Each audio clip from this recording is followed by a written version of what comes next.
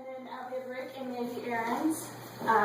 They are the co-founders of Shasta County Citizens Vote No on Measure A Committee and owners of Grow On Hydro Consignment. We are in their conference room here. And they have a lot to say as well. And then we also have Rob Rowan here. And he is here to speak on some things that he feels strongly about for Measure A as well.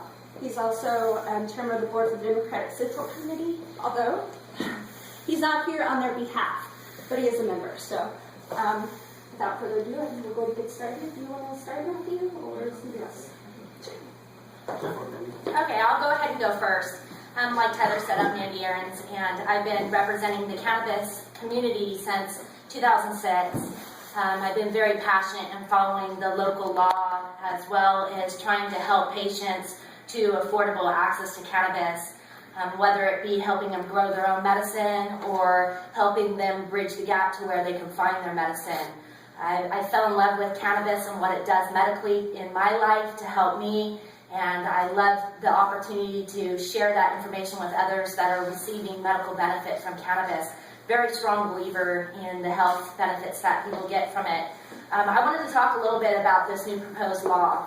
It's very upsetting to us as a cannabis community to see the local government put a law together like this. We feel that it violates a lot of people. It limits access to medicine. This new proposed law affects every medical cannabis patient in Shasta County. We have all seen the abuse of cannabis and cannabis cultivation in our community, but this doesn't mean that we need to ban it. We need to really protect the rights of California citizens. We voted this in '96. We have the right to consume it. We have the right to possess it. We have the right to cultivate it. And what we're here today is to protect those rights in people. We want people to be able to grow their medicine outdoor under the sun organically. And we want to see the abuse of cannabis eliminated in our community. And I know that there's a lot that goes with it, but we feel that a ban is not needed. The low-income patients, veterans, senior citizens, and chronically ill patients are the ones that are going to truly be affected by this new proposed law. And we're asking for equal rights. We want those people that can afford to build the structure to grow their cannabis, to store their cannabis. We want equal rights for those people. The county needs to take those people in consideration. There's a lot of low-income folks here. There's a lot of people that have fought for our country, and now they're having to fight for their use of cannabis. And so we are just asking for equal rights. We also have a lot of issues with those out-of-control grows. We are not here to say leave those grows alone. We want regulation, we want protection, and we want a better plan for our community. A ban is not the solution. So I wanted to share that. I want people to vote no on Measure A so the local county can come up with a better plan for our people, because a ban is not a better plan. Vote no on Measure A. One of the scariest things for me with this ordinance is, number one, this is gonna be an ordinance that's either voted in or out by the people. And when we get an ordinance that goes to the polls, and then in our ballot measure, and it goes to the polls, essentially you've got to look at this in the way that, is this an ordinance that I can live with for a long, long time? And the fact of the matter is the Board of Supervisors will not have the opportunity to go back and fix the things that are wrong with this ordinance. They can't go back and fix it. The only way to fix this would be by a vote of the people. So at this stage of the game, I'm fairly confident the Board of Supervisors is looking at all of the concerns that we, as the No on Measure A committee, have addressed with their ordinance. We've addressed huge, valid points of the errors and the flaws in their ordinance, and I am positive that they would love the opportunity to go back and fix some of the problems in their ordinance. A no vote allows the Board of Supervisors that opportunity to at least fix some of the problems. A yes vote forces this to where if everything does happen the way that we are saying that it happens, and we do, expose the fact that, yeah, this is essentially a warrantless search. or we are violating patients' rights, or storage of cannabis can't be done in your home, all of these valid concerns we're going to have to live with for a long time. Either that or spend another $125,000 doing another referendum process and going through this. Let's leave the Board of Supervisors an opportunity to fix the problems with this ordinance, possibly put an ad hoc committee together with people of the community that can help draft an ordinance that doesn't violate patients' rights. And write an ordinance that's consistent with our guidelines. So I really like that opportunity. I want to talk a little bit about the warrantless searches and Tom Basenko's opinions that we're not violating any rights. Fact of the matter, and what we say by warrantless search is right now, this is a code enforcement violation. So a code enforcement officer goes and gets a code enforcement warrant. Never see a judge not give a code enforcement officer a code enforcement warrant. Well, currently under that code enforcement warrant, law enforcement cannot be present, cannot come, because it's not a crime. There's not a crime being committed. Well, under Measure A, with that same exact code enforcement warrant, law enforcement can and will come. There is no process. This becomes a misdemeanor. It becomes a crime. So what I mean by saying a warrantless search, it's warrantless based upon the exact existing laws that we currently have. That's a bad plan. Not only that, at that point in time, they can search your home, inside your house for storing. And if you are storing any part of a plant, you're going to be convicted of a misdemeanor felony or a misdemeanor count. That scares me. One of the other things that Tom Basenko said, and he was kind of skirting the law, and it seems like Tom Basenko has a tendency to put up a lot of smoke and mirrors. He's very evasive to answer the questions that are being asked to him, and one of the questions was asked to him, and what if I can't afford to cultivate my own medicine? At that stage of time, and this was at the Tea Party Forum, he advised the 100 people in the audience that they could go grow with a buddy and go in with them on building this building, with the facade that this is correct. And this is not correct.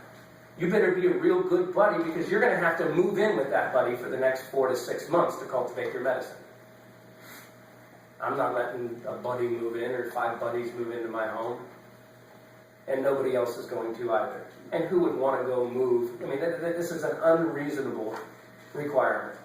So Tom Basenko and the Yes on Measure A committee has a tendency to take, and this is a lot of scare tactics that they use. They show you these out-of-control grows, these excavated hillsides, all of this abuse of the current law.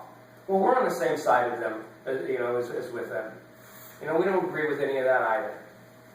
And they're using those to say, oh, well, this Measure A is going to get rid of all of this. Whereas Tom Basenko says, no, it's not going to get rid of any of that, or all of that. They'd rather force all of the medicine to be supplied to those 2 dispensaries in Shasta Lake City to be supplied to them by illegal growers. And those illegal growers are growing illegal currently, and they're going to continue to grow illegally. The only people that this ordinance is hurting is the people that are doing things the right way, which is very, very, very sad. So essentially, all of the laws in place currently already address all of the concerns that the Board of Supervisors and the Yes on Measure A committee have. Let's stick with what we're doing. Write an ordinance. If an ordinance does need to be written, let's write another one. But I think if law enforcement continues to abate gardens, that the gardens will end up going away, and those illegal cartel grows will not continue to exist. It's just not as easy for them. So the numbers, it's been a long time, coming. I mean, it's taken a long time for Shasta County to get to as bad as it is, and it's going to take a long time for Shasta County to fix these issues also. Thank you.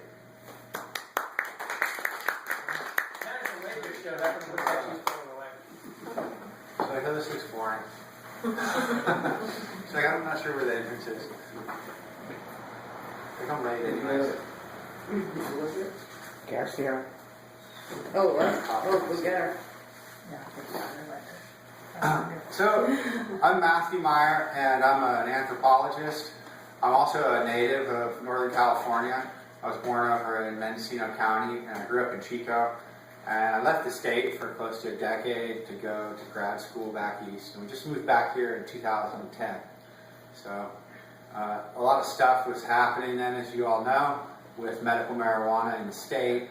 And given my research interests in drugs and drug policy, this was kind of a live experiment of great fascination to me. And not to mention the fact that the more that I looked at it, it seemed like I might have some knowledge and perspective that I've gained through my experience and training that I could share, perhaps in the hopes of affecting public policy in a good way. And I'm still trying to do that, but I've been attempting to have meaningful input into this conversation actually for about 4 years, ever since the first ordinance started being discussed. And during that time, it's become apparent that if this is an issue that has a lot of stakeholders with different perspectives, only some of those stakeholders and some of those perspectives are really being represented in the making of public policy. And I think that nothing demonstrates that more clearly than the fact that we are even voting on Measure A. It's easy to get caught up in the back and forth of the arguments, but the fact is 5 individuals in this county made a decision to ban outdoor cultivation of medical marijuana against many, many informed, impassioned, and directly affected speakers. And it was only because of the valiant and really kind of implausible coming together of different folks with different agendas and interests in this quasi-miraculous way that we were even able to vote on this. So, I have to say that I feel like I really haven't been heard, and we haven't been heard. And that's not fair. That's not how public policy ought to work. So let me read the statement, please. Measure A is a poorly written law that's bad for Shasta County's children, families, and patients. As part of a statewide strategy to use land use codes to thwart Prop 215's purpose of providing access to cannabis for qualified patients, Measure A is not a sensible policy adapted to our local situation. Patients who have nothing to do with any abuses will suffer, as many of them can neither afford $12,000 to build the required structures, nor travel to Shasta Lake City to one of the county's 2 dispensaries. These, incidentally, would have few legitimate sources of inventory if outdoor cannabis, which is their mainstay, is banned. That's not balanced. Families will be harmed too, completely apart from patients. It's because eradication programs like CAMP, well-funded programs, are estimated to seize no more than about 10% of the illicit gardens in the areas they target. By my estimates of the size of the cannabis economy in the county, that would leave at least $90 million for illicit producers to fight over.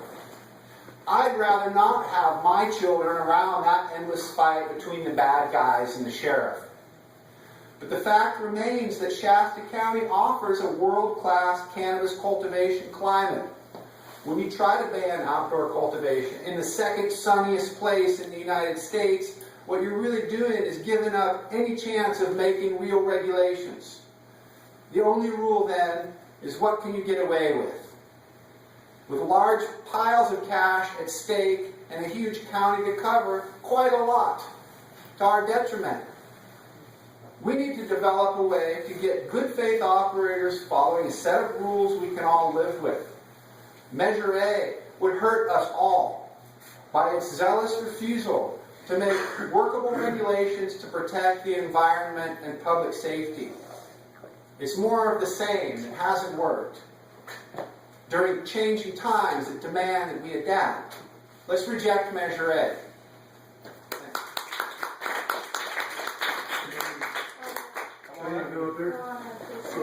Welcome, Madison.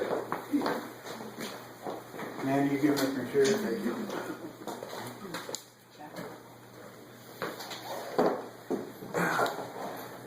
Bodyguard. I was going to say, he's a big guy. He had to duck to get For those of you who don't know me, my name is Rob Rowan. I am the chair of the Democratic Central Committee. though I am not here on their behalf. I'm here just strictly as a citizen. You know, I'm a little bit concerned with this from a couple different perspectives, and one of them is the political process. And as it's been reiterated a number of times, you know, the voters of California spoke over a decade ago. Well, not quite a decade ago. Almost 2 decades. Yeah, 18 years ago. Yeah, excuse me, yeah, and it was 96. Yeah, and they were providing a pathway for people that wanted an alternative to our, you know, what is basically probably a $200 or $300 billion a year drug business that's run by physicians in this country with opiates. The United States, it consumes 90% of the opiates produced in the world. Wow. And we have a 3% or 5% of the world's population. We consume 90% of the opiates produced. You know, opiates, and we've all seen what opiate abuse has done in this county with OxyContin, for instance. It's produced an industry on the street black market. There's been a number of fatalities. I'm not going to name the doctor that's currently under charges, as you probably know I'm speaking. There's at least in the last decade 10 to 15 overdoses attributed to his patients alone. So we get back to the voters said, let's provide an alternative. And when I met Rick and Mandy and the rest of the folks, you know, we've discussed this behind the scenes, that they are in agreement with 90-95% of what the opposition has to say about this cannabis problem. And I'm in total agreement with them. Is it abused? Absolutely. Are there illicit huge grows that create a problem, divert water, pollute our environment? Absolutely. There's no argument. Now, having said that, should legitimate patients, and we really are, we're talking about medical patients, should they be punished? In my opinion, that's what this measure does. It punishes patients, some of whom don't even cultivate, or maybe cultivate just a couple plants, but they have friends that provide medicine for them. I mean, you're taking away their ability to have an alternative that the voters said they could have. And to me, that's undemocratic. I mean, there's a happy medium here. And when I saw the measure written, I mean, I tried personally to talk to them about it. You know, I just didn't get anywhere with it. It's, you know, I think personally it's probably based on the sheriff gets a lot of complaints, and the easiest thing for him to do is just, okay, we'll ban it, and I don't have to hear the crap anymore. Well, but he's a public servant, and he doesn't just serve the people that dislike cannabis. He also serves the people that choose to use it as an alternative medication. And in this instance, I don't think he's serving their interests properly. And that's a political thing to me. I've been a big supporter of Heidi Hall since she announced her run for Congress. And she is one of the only candidates that's running, you know, in our area that has at least a semi-supportive view of the way they should be done properly. And she speaks, you know, to the fact that, you know, this is a voter-approved thing. The federal government shouldn't get in the way of the states that have decided to do this through their voting process and their legislative process. And she can be an ally. I mean, at some point, I don't know if it'll be 2 years, 10 years, but at some point, the federal government's going to have to step in and make some changes. And those that want to use cannabis as an alternative to opiate medication generally, they need an advocate in Washington, and I think she is that advocate for this area. My biggest reason for wanting to be here, and I know it's a small group today, but you all have friends, is to encourage your friends to start getting involved in the political process. And there's a grassroots movement that needs to take place. And if 215 needs to be cleaned up, then let's get it cleaned up legislatively, not through an ordinance that bans it.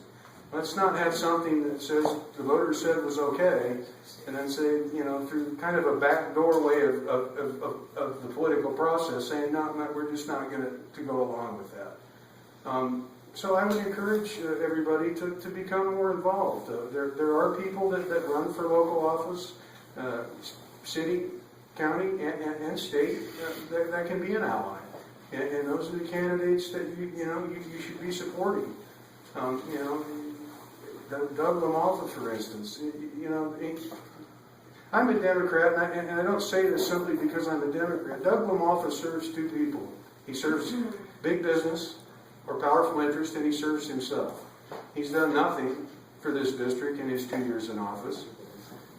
Lately, he has at least proposed to do some water projects. Well, gee, he's a rice farmer and uses a lot of water. That's a self-interest thing.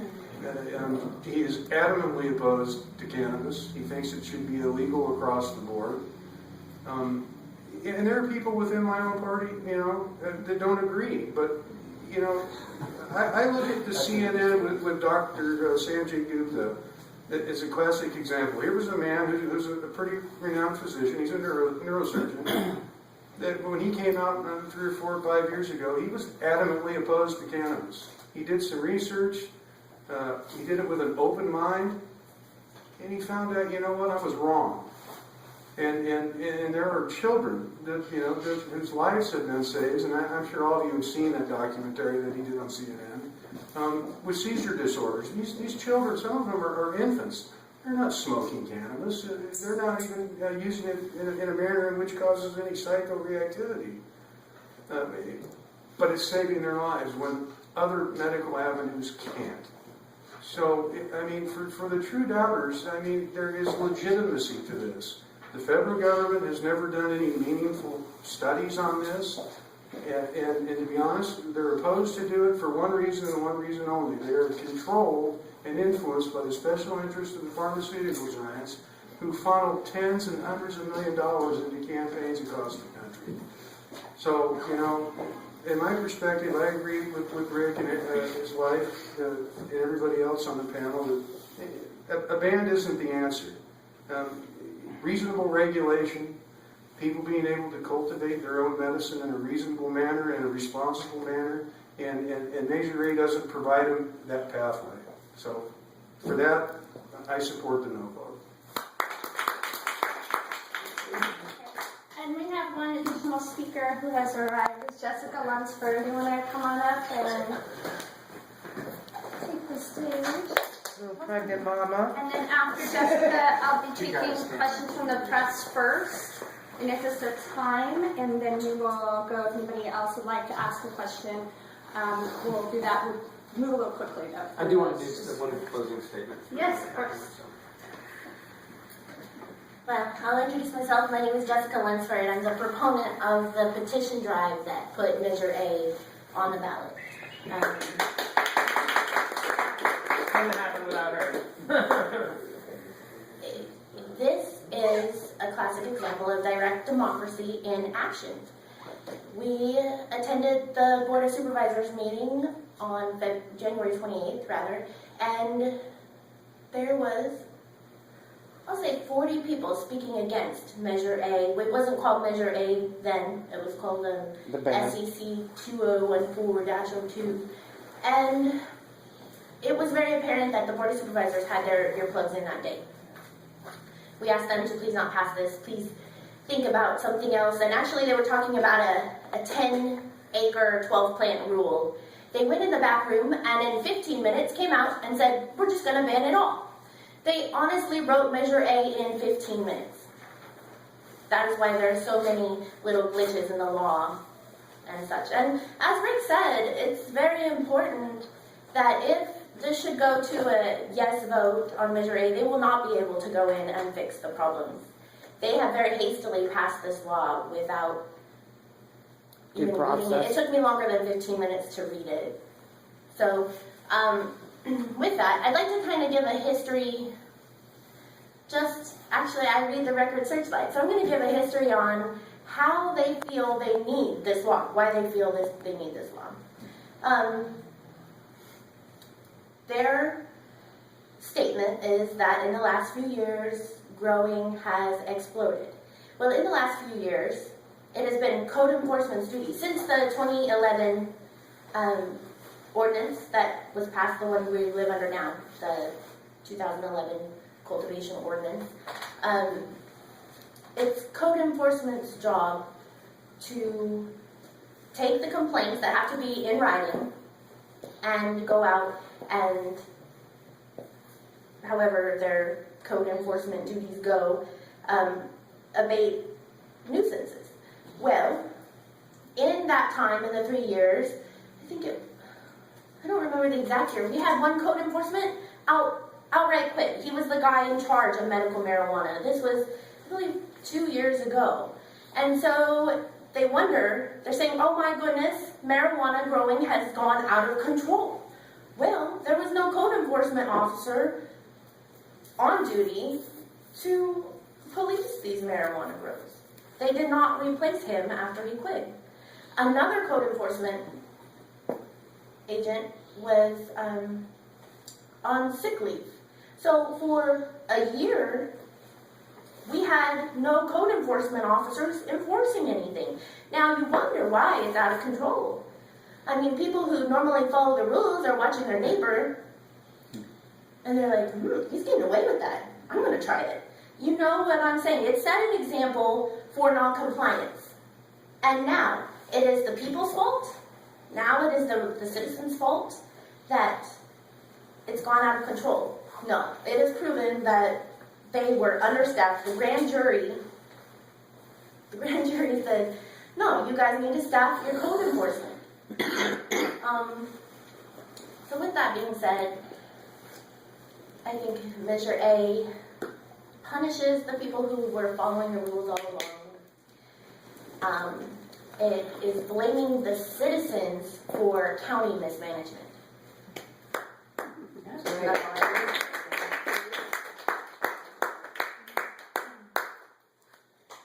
In closing, I think that I just want to kind of reiterate what a no vote means. A no vote doesn't mean that you support cartel grows. A no vote doesn't mean that you support a neighbor growing 100 plants in their backyard or illicit grows. A no vote doesn't mean that you support excavation of hillsides. A no vote doesn't mean that you promote kids smoking pot. And a no vote doesn't mean that you support these water thieves. A no vote doesn't mean that you want grows around schools and churches and youth facilities.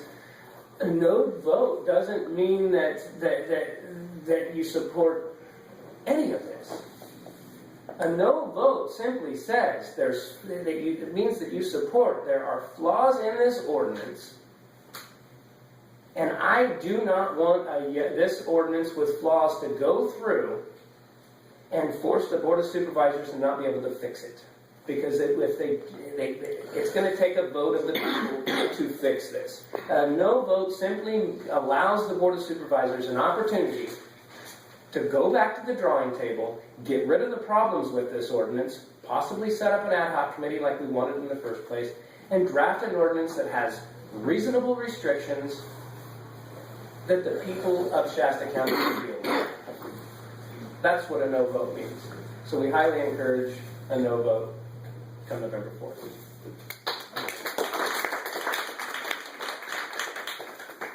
Anybody else? Perfect time. I'd like Anybody to say else? something. No? Okay, just make it questions. Any questions at all from the press first, and then everybody else can ask. Yeah. I got a question. Rob McDonald with NorCalBeat.com. Can anybody answer to the new studies that are showing, well, we've seen so many studies, but basically that the human body needs the components in cannabis, and if you don't get them, you will get these sicknesses that it is curing. Has anybody seen that? Have not. Okay. We're in the middle of politics. Well, it is politics, though, because it becomes money and power and all that good stuff, too. Sounds like there would be a lot of studies that would need to prove further. There is. We'll have time to get into that one. Okay. I have a question. The proponents of Prop A basically say that we need to have a ban because of these large grows and that they're out of control, and that Sheriff Basenko has said that by having a complete ban, then it would make it possible for him to just go on any property and solve the problem. Why will that not solve the problem? Essentially, right now, Sheriff Pasenko, he knows that there are too many grows out there, and right now, all of those problems that they have that currently exist, there's already laws against them. They're all already illegal, and they can't address those problems as they sit right now. So those illegal grows and the cartel grows, the people that are doing things illegally, they're doing them illegally I already. think you missed my question. I think I understand. Can I address that, please? It won't solve the problem because you can't bust all the gardens that are out there, and there's too many people who are willing to take the risk of being busted in order to get the profits that are available to be made. There's at least 1,000 outdoor gardens in Shasta County of commercial scale. By that I mean 50 to 100 plants or more. Okay? This is an estimate, but I think it's probably on the conservative side. So, during the grow season from, let's make kind of long, let's say April to November, what's that? That's 6-7 months. Let's call it, 200 days. Can you bust 1,000 gardens in 200 days and do it legally even under this new ordinance? I kind of don't think you can, because you had the campaign against marijuana planting working with lavish federal funding and loose interpretations of civil rights laws, setting up, checkpoints and roadblocks into Humboldt Hills and dropping from helicopters and all this stuff that probably the sheriffs would like to do if they have the money available. And they still were not able to put a significant dent in the production of cannabis coming out of the Emerald Triangle. They might have raised the price a little bit, and I think they sent some people indoors. But they didn't get rid of the industry. But they sure promoted lawlessness in the way that the business was conducted. If we want to get serious about this, we're going to bring this stream of revenue into institutions that exist in our society that provide legitimacy, yes, but also demand accountability. Right now we're trying to deny the legitimacy, but we're also giving up, and we often don't realize it, the accountability that comes along with that. So it won't work to introduce this ban, even if, there's some kind of nasty rhetoric going around. I imagine some of these folks would kind of like to put a jackboot on a hippie's neck. But even if you do that, you're probably not going to stop the real bad guys who have some cash to invest and are going to make Shasta County work for them.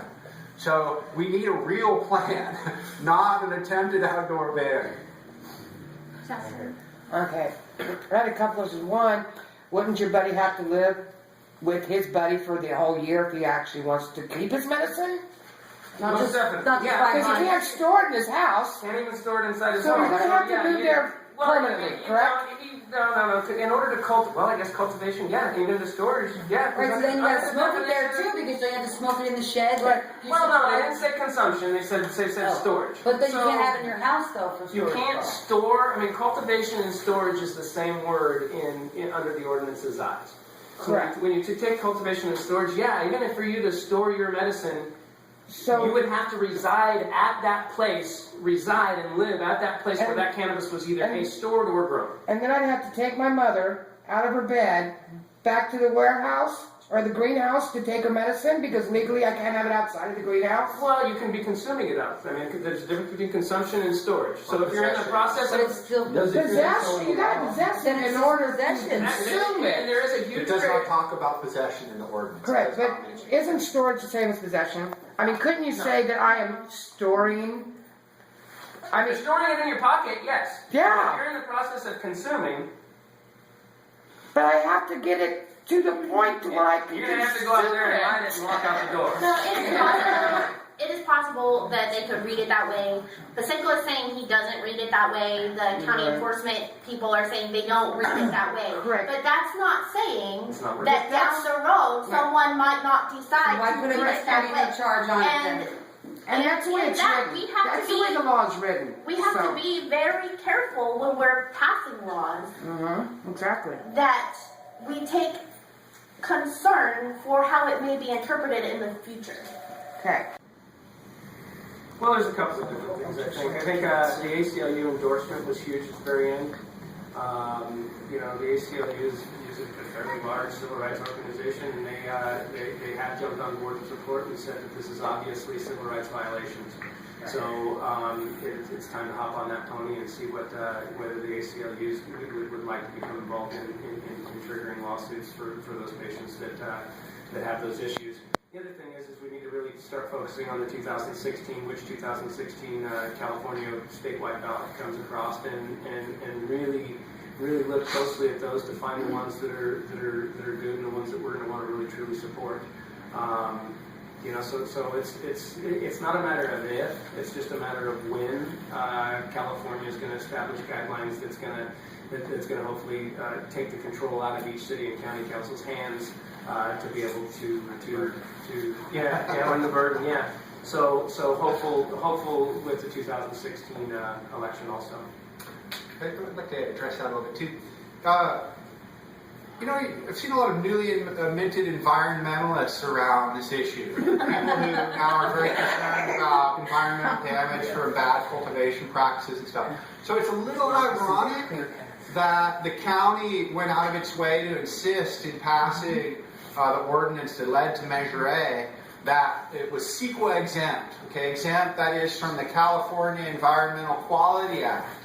And a lot of us kind of scratched our head at the time and said, let's see, if this measure works as intended and is respected, a bunch of people who are now growing cannabis using sunlight are going to start growing cannabis in big structures they've built, but significantly using electricity to power their lights and to grow their plants.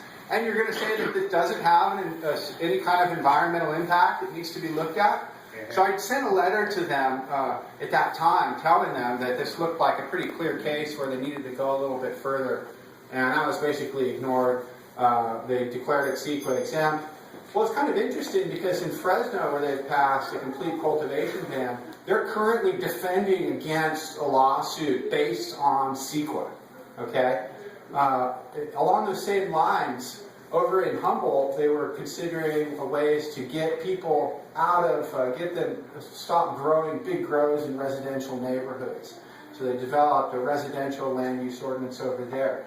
But part of the discussion was quite interesting, this line, because they looked at banning growing on smaller parcels, and their reasoning was that they shouldn't probably go really far with that because they'd be sending people indoors, and that was likely going to have environmental impacts that would trigger the necessity for an environmental impact review.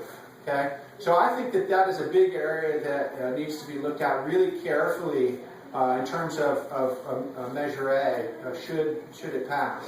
At the same time, it's kind of hard to have to deal with that when what we really ought to be doing as a county is looking toward 2016 and the kind of statewide legislation that's going to be coming in and positioning ourselves for that. But, On the environmental thing, it's really pretty hypocritical for them to even bring this up as much as the logging that goes up in the mountains that's been going on, and the fact that the environment damage is being done by that they just ignore. I mean, where I live, right around where I live, they literally cut around my whole subdivision. They can't get in the subdivision, but they can get all around it. There's holes, patchworks, patches all over, but that's all okay. You know that's okay because it's legal and it's regulated. But it's not regulated. It's not regulated. You see the dirt that's all over the place and all the garbage that gets. Maybe the regulations aren't respected, but the point people make is that there are regulations in place that are supposed to mitigate. But they don't do them either. They don't and so I would bother say them. let's put some regulations like that in place because a ban isn't regulated. Right, exactly. Well, that's my point there. I mean, it's kind of Okay, hold on, critical. just a second. Did you have another question? I've got a couple more. Have you had any direct contact with any member of the Board of Supervisors that have said that if Measure A doesn't pass, that they will work on you with something else? We've made attempts, and the attempts that we have made, we've been very unsuccessful. I think that both the city and the county are at a standpoint that until federal law changes, they're gonna hold their ground. And I wanted to address one thing that you had said, Shasta, that you said you reside in Reading and you don't really have a stake in this. There's a huge. I mean, there's a huge concern I have also. You know, I truly believe that cultivation, probably should be done out of these huge, city blocks and neighborhoods with people with real, you know what I mean? If anything, let's just try and drive some of this cultivation into the county. Whereas you're going to receive the exact opposite effect. A lot of these small mom and pop growers that can't afford to build these buildings and these structures to grow their 2, 3, 4, 5, 6 plants. they're going to be forced to move inside the city limits of Reading to grow where they can grow 300 square feet or 100 square feet per recommendation. So it is going to have a dramatic impact on both the Shasta Lake City and the city of Reading, whereas those smaller cultivators that are doing things the right way, that really want to abide by the law, they're going to be moving inside the city limits, which is going to trigger probably a reaction by the city council of both the city of Shasta Lake and the city of Reading limits. But they won't be able To enact a ban also.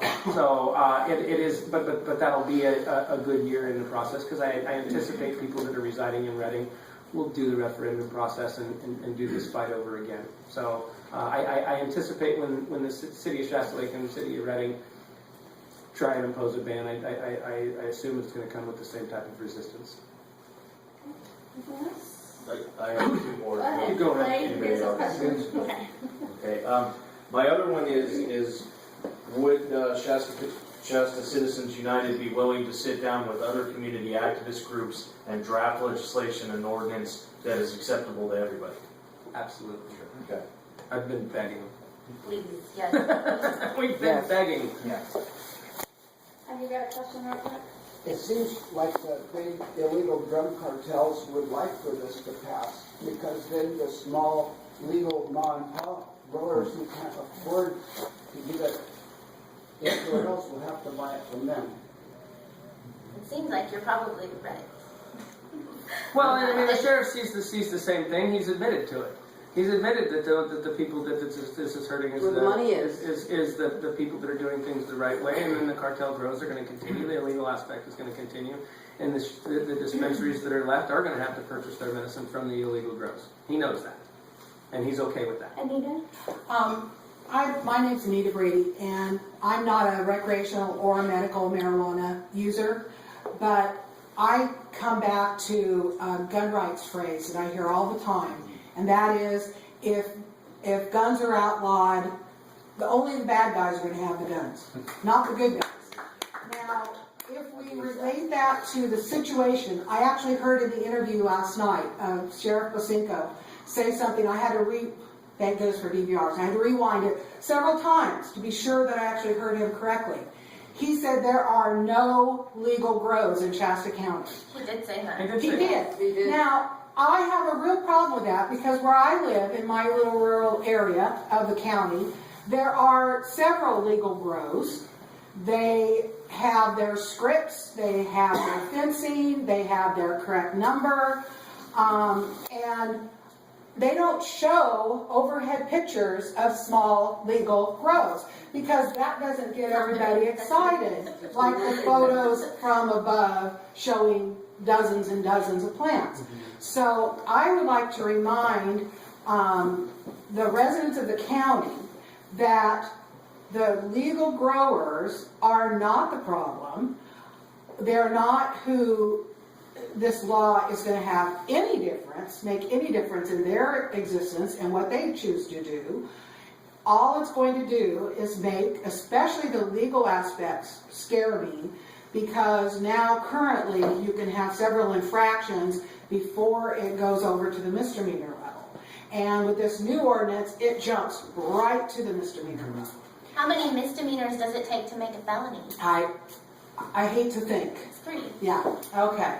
Well, my biggest concern again is the whole idea that it's the mom and pop, it's the legal grows that are going to be forced to either put out tens of thousands of dollars or just have to break the law if they aren't property owners. And to make criminals out of people that are growing medicine just doesn't make any sense to me at all. We have people that poo-poo, marijuana medicinal factors, but I mean, historically, man has used plant materials of all sorts for all types of medical purposes. An example that everyone has in their home legally is aspirin, which comes from the bark of a particular tree. There are others that have been used, plant materials, and found to help rare and exotic diseases. There's Taxol, which is a drug that women take after they are treated for breast cancer.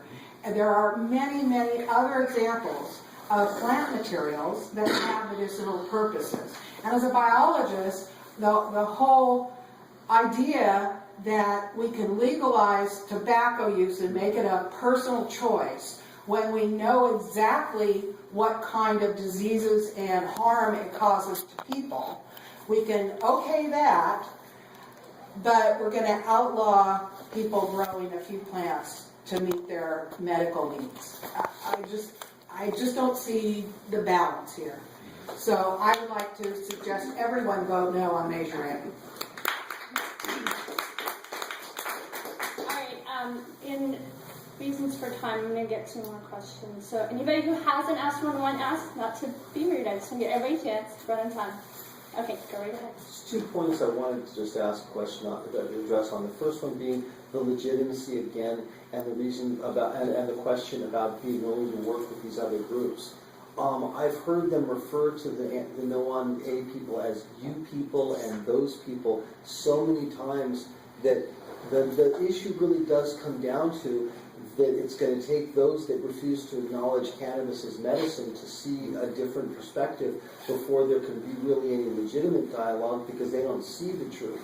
But the issue I wanted to address, which is really, I really would like to hear you, if you have any answer, anything to respond to, is the issue of property rights, which is something which seems to be, which is a very huge issue in this whole thing. Because Shasta County has a long history of being somewhat suspicious of law enforcement and the people that are willing to come in and violate their property rights. Yet the supposed conservative side of this county that supposedly supports this ban, they don't seem to understand that Sheriff Bosenko can come to their house and say, I smell marijuana, and search it without there even being any marijuana there. And I'd like you to address the dangers to people that may have no stake and may even be anti-cannabis, and how this ban could affect their property rights. Well, once again, you're talking about the prejudice and the stigma behind using cannabis as medicine.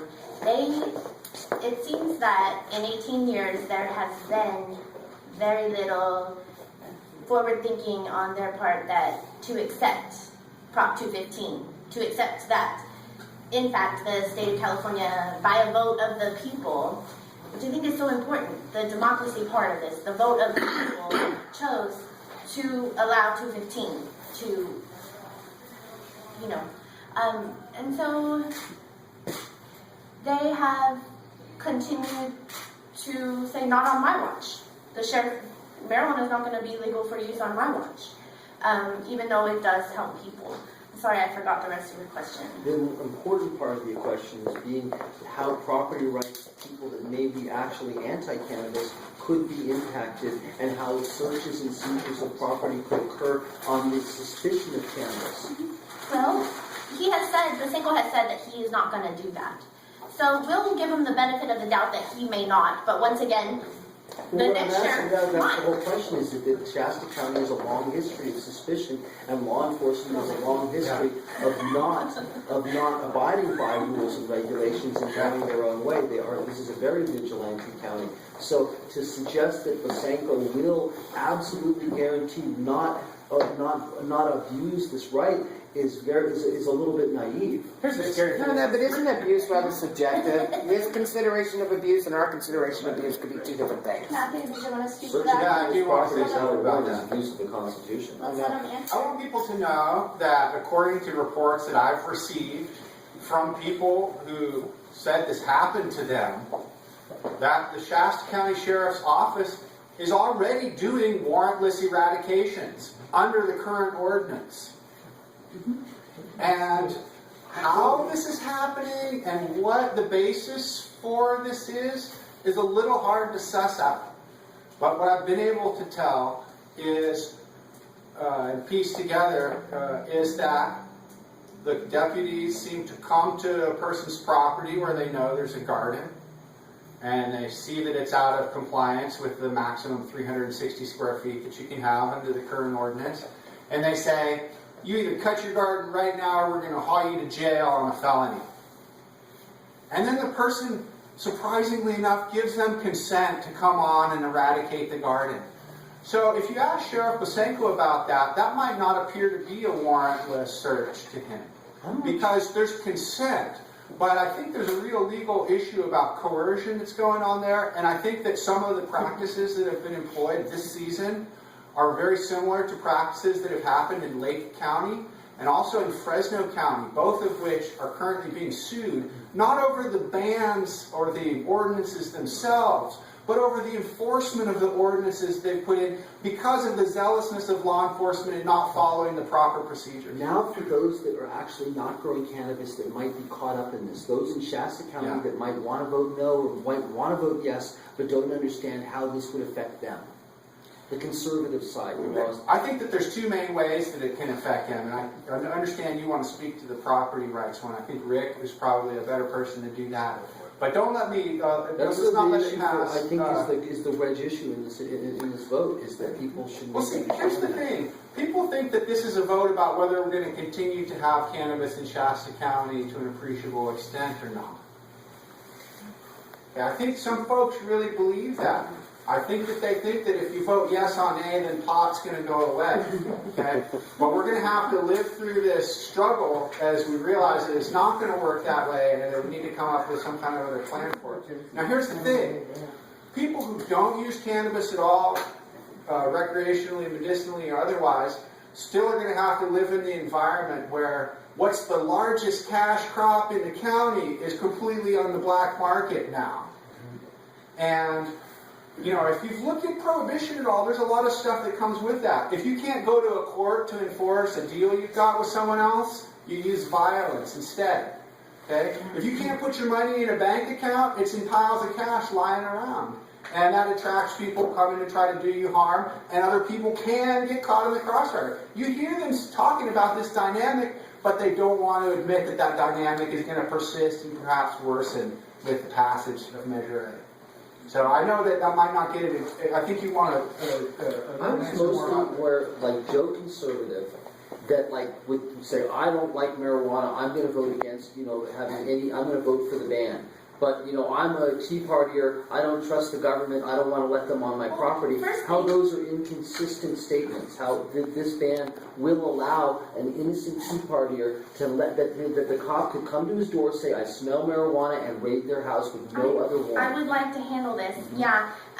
First thing, I'd like to take out the conservative Democrat part. I think we all, as a county, are can see eye to eye. I understand the paradigm there, but what if the guy, I'm just trying to think of, what if he was target shooting and left his AR-15 on the doorstep that morning, and the sheriff comes up and says, I smell marijuana. This can go into gun rights. This goes into your personal space. If your kids get in trouble, if your kids get in trouble for something, and then they decide that they want to take what your kids do to your house, because your teenager died, This is completely selective enforcement at its finest. The sheriff it does open a door to that. can open up That was, I think that was the question, and that was for my selective answer. enforcement. And when you allow law enforcement to selectively enforce laws that currently, that's just it's scary. He's already admitted the fact that he can't evade all the gardens and he can't see all the places, and he's just going to get the ones that he wants to get. And selective enforcement is just scary.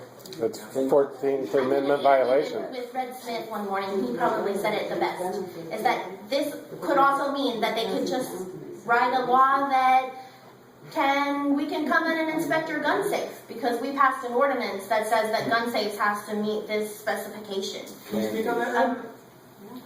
Yeah, let me take off my other. There you go. Yeah, and to be honest with you, sir, I think you're suffering under a large assumption that the quote-unquote conservatives are obtuse to the nature of this. We have a lot of people that are behind resisting Measure A because we see it for exactly what it is. This is why the point I was trying to get at was that I assumed that you felt that way, and I was trying to see how the No on A people can get that point across, that if you don't understand I this, think they did a fantastic job Monday night reaching out. We've been doing a lot of talking with other groups and stuff and trying to get them to understand the true dynamic of what's going on here.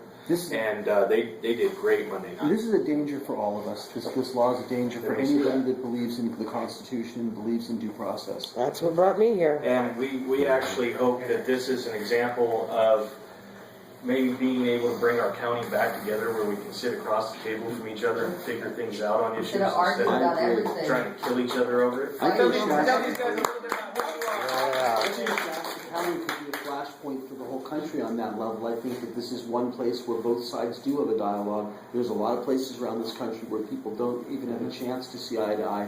We do here. We share a lot of commonality. Can I all of say us. something, Steve? I'd like to really do away with the both sides paradigm The because only we are reason all why human. I put that out there was because I was trying to get the point across I was trying to illustrate the opposition and how to get them to understand that this is bad for them, even if they are opposed to cannabis. That was the only point I was trying to make. I didn't mean to be conservative or anything, but obviously it's the extreme right wing that is the opposition to this. I do believe that. It I'm is. sorry you believe that, but I believe that to be not quite. Yeah, I think a lot of Democrats are probably going to vote yes on it. Once you feel like the state knows best. I disagree. We are gonna do this and wrap it up. Thank you all for coming out, your participation, your questions, being here. We appreciate it. Vote no on this, right? Thank you so much. Okay.